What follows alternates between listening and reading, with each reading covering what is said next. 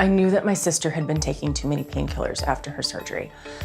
And I told her how dangerous that was. I had no idea how bad it had become.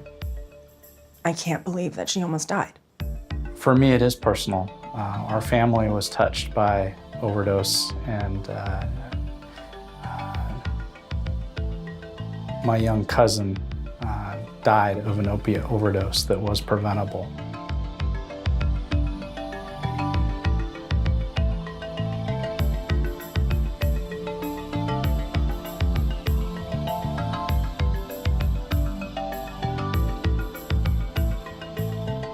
Opioid overdose is a serious problem and can happen to anyone, your sister in the suburbs or the family member of a healthcare professional.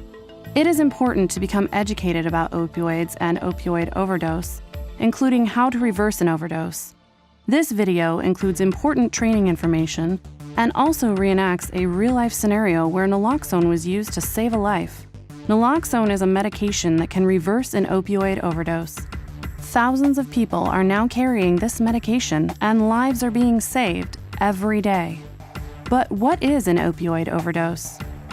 Opioids include heroin and prescription pain medications like Vicodin, OxyContin, Percocet, Dilaudid, fentanyl, MS-Contin, and methadone. Opioids are strong drugs that can have serious risks, including overdose.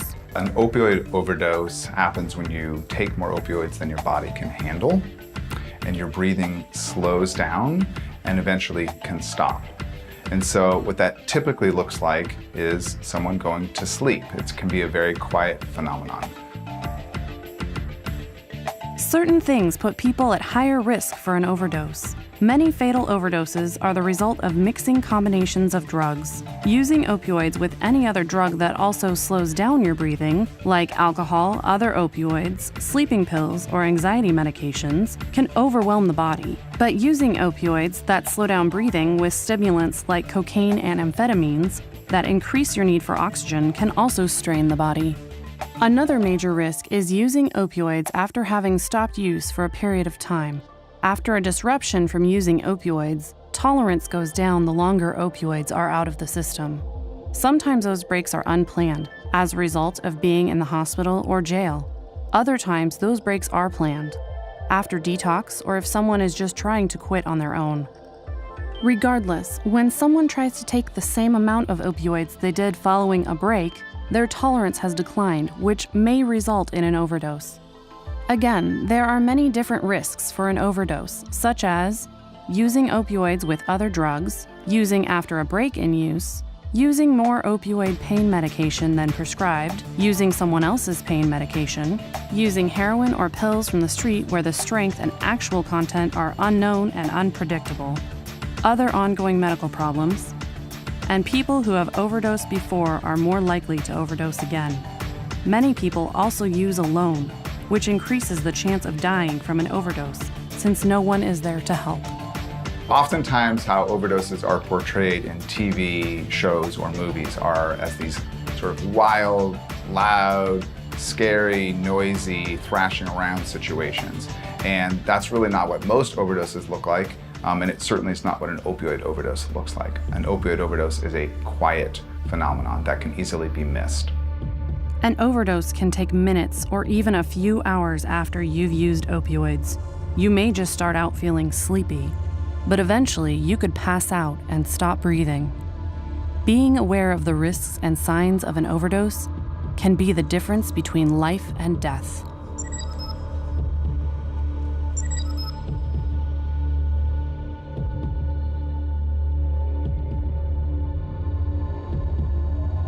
So I just sat there at that coffee shop getting more and more frustrated until it hit me that something might actually be wrong. I got in my car, I drove over there. I'm really glad that I did. And I'm so glad that I had naloxone and that I knew how to use it. An overdose can be frightening, but being prepared and trained like Meredith will help. The following reenactment shows exactly how to handle an overdose in real life. Mindy?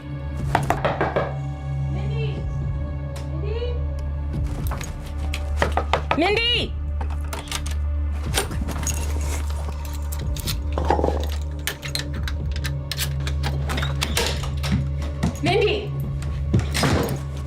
Mindy! Mindy! Mindy, wake up. If you think someone has overdosed on opioids, you need to act quickly. First, try to wake them up. Mindy, wake up! Shake them and shout their name. Mindy, can you hear me? If they don't respond, rub your knuckles hard up and down their breastbone. Mindy, come on! If they don't wake up, call 911 immediately. Even if you have naloxone, call 911. There could be something else wrong. Yes, I need an ambulance from my sister. She's not breathing. If you have naloxone, give it. If someone is with you, they can call 911 and or do rescue breathing while you get the naloxone. Okay, here we go. Come on. An opioid overdose is due to a lack of oxygen. A person who is overdosed on opioids needs oxygen. Naloxone can take 2 to 3 minutes to work, so you need to breathe for the person. Tilt their head back, lift the chin, and pinch the nose. Give 1 full breath every 5 seconds. Their chest should rise and fall. If they don't wake up in 2 to 3 minutes, give a second dose of naloxone.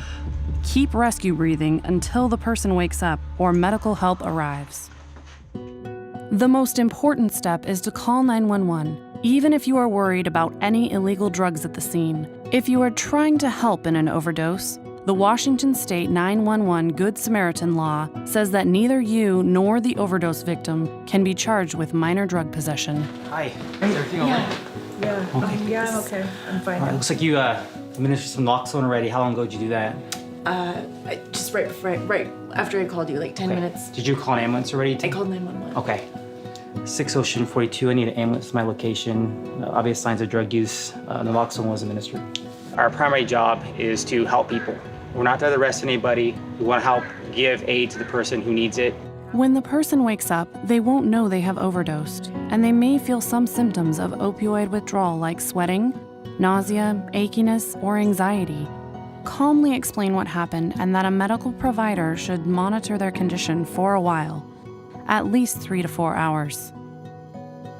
Naloxone reverses an opiate overdose by temporarily blocking the opiate receptors in the brain. This is a temporary effect, and it can last around 90 minutes. Naloxone is a very safe medication. The only thing it can do is reverse an opiate overdose. If somebody does not have opiates in their system, it will not cause them any harm. It's safe in pregnant women and in children. In Washington State, anyone is allowed to obtain, carry, and administer naloxone. There are a number of different naloxone products available. They all work equally on reversing an overdose. Anybody that uses opioids or knows somebody that uses opioids should consider getting training and having access to a naloxone kit. It's really no different than being prepared by having a fire extinguisher in your house or getting CPR training. Many pharmacies in Washington State, as well as community programs, are providing naloxone kits. To find a location, you can visit stopoverdose.org.